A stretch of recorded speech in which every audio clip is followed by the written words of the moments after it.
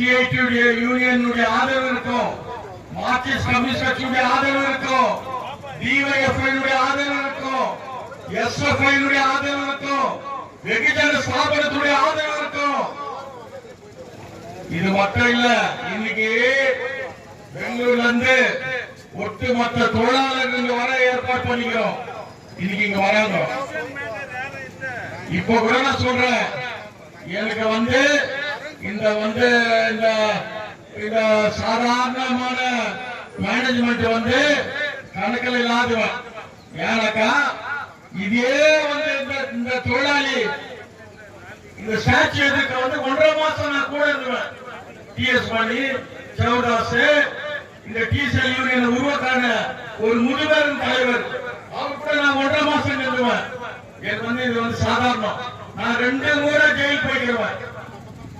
2 முறை ஏஆர் பாபு ஜாமீன் எடுத்து பாலன் கூட இருந்தாரு.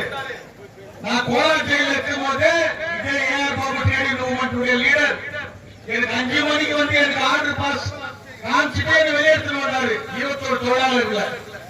அதே மாதிரி போராட்டத்தினுடைய ஸ்ட்ரகல் நடக்கும் போது 3 நாளுக்கு ஜெயில இருந்தேன்.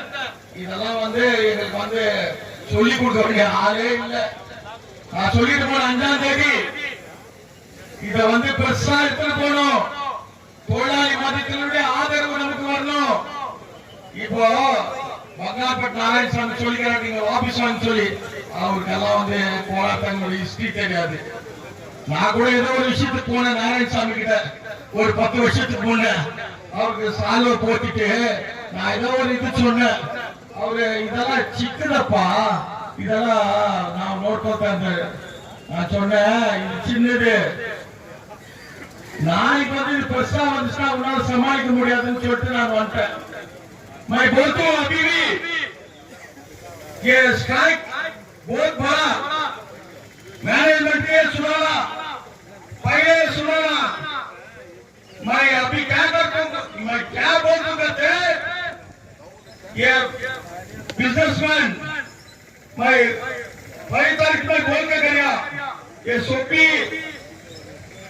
ये केजर फला सोपी इधर आना, आपको एक तुमसे क्या मिलता, इन लोग को तुम वोट पैदा करने को देना करके मैं बोल के गया. இப்போ உடனே சொல்றேன், என்னுடைய வீடியோ தொழிலாளர்கள் வந்திருக்காங்க, எனக்கு பெரிய சந்தோஷம். இப்போ உடனே சொல்றேன், என் டிஓஎஸ் தொழிலாளர்கள் வந்திருக்கிறாங்க, ஆதரவு தெரிவிச்சு அவங்களை வருக வருக வரவேற்கின்றேன். இப்போ கூட இந்த ஒட்டுமொத்த டிஒய்எஃப்னுடைய ஸ்டேட் கமிட்டி மெம்பர் அருமை தோழர் தினேஷ் பாபு தலைமையில இன்னைக்கு இவ்வளவு பேர் தொழிலாளர் திரட்டி வந்திருக்கோம். நாங்க மனசு வச்சோம்னாக்கா இன்னைக்கு கோலார் தகவல்ல எது வேணாலும் பண்ண முடியும். ஏன் சொல்றேன்னா, எங்களுக்கு இந்த போராட்டம் சாதாரணமான கிடையாது. எங்களது அனுபவம், எங்களுக்கு புதுசு கிடையாது. எங்களுக்கு இது புதுசு நினைச்சா காவல்துறை ஃபெயிலியர், மேனேஜ்மெண்ட்டும் ஃபெயிலியர். ஏன்னா எங்களுக்கு கிட்டத்தட்ட ஒரு 80 வருஷம் இதுலயே ஊர்னு அந்த மாதிரி தலைவர் வழியில இந்த மாதிரி தொழிலாளர்கள் நாங்க இன்னைக்கு இந்த ஏரியா இந்த கேஜப் கோலார் தகவல நாங்க தொழிலாளி 56 பப்ளிக் செக்டர் ஃபேக்டரி நேரு காலத்துல கொண்டாந்து இன்னைக்கு எல்லா பப்ளிக் செக்டர் ஃபேக்டரி மூடிட்டான். இது மைன்ஸ் செகண்ட். இன்னைக்கு பிரம்மாண்ட நினைக்கிறான், ஒப்பனால கூட முடியாது பெட்டா, ஒப்பனால கூட முடியாது. இந்த மாதிரி இளைஞர்கள் வச்சிருக்கிறோம்.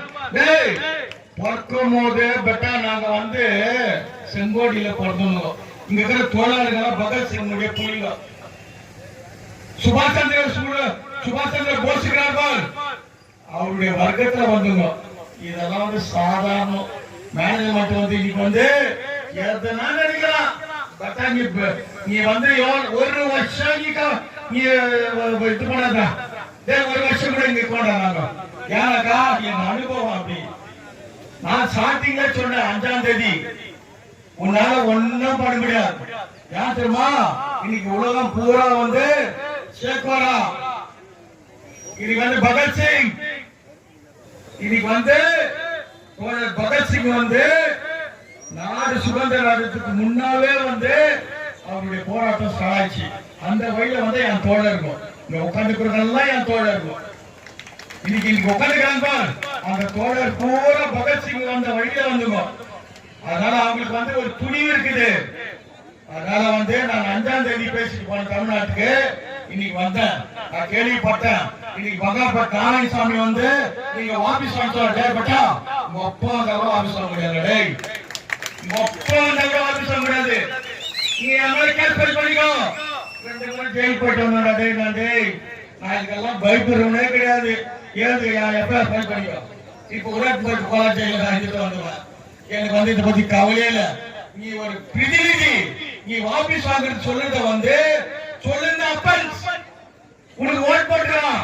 பகால் பண்றது ஜிமா தொழிலாளி வரலையா, கான்ட்ராக்ட் பேசிட்டு வரலையா, பேங்க் வரலையா, கான்ட்ராக்ட் வரலையா, உலகமைக்கு வரலையா, எங்கன்றா வரல. நீ ஆபீஸ் வாங்குறது சொல்ற. நான் கேள்விப்பட்டேன் தமிழ்நாட்டில் வந்திருந்தோம். பட் அது நடக்காது. நீ என்னன்னா பயன்படுகிறாடே. நாங்கெல்லாம் பயப்படுறதே இல்ல. ஏன்னா இது தொழிலாளி வர்க்கம், இது போராட்ட வர்க்கம். இதுல நாங்க பிறந்து இந்த செங்கோடி நாங்க உயிர் போடுறதா இவங்களோட கழுத்து கூட தொங்கி ஆரம்பிச்சோம். செங்கோடியில் தான் போக முடியும் எங்களுக்கு. அந்த மாதிரி வாழ்ந்த குடும்பம் நாங்க. நீ தயவு செய்து மேனேஜ்மெண்ட்டுக்கு நான் ஒரு எச்சரிக்கை விடுறேன்.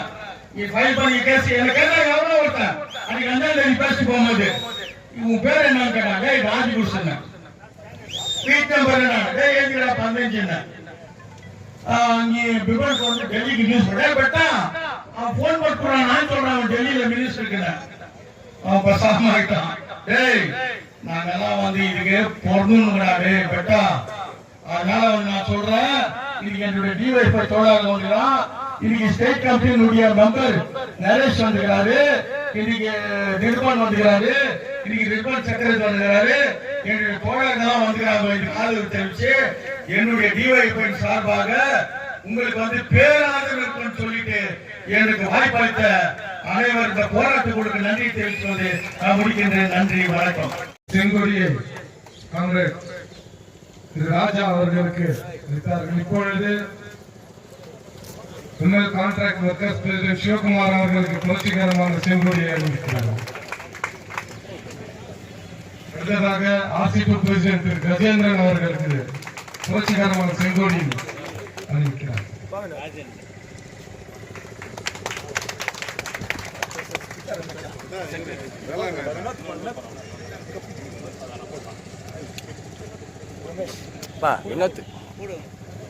ரமேஷ் அவர்களுக்கு செங்கோடியை புரட்சிகரமான கொடியாக அறிவிக்கிறார்.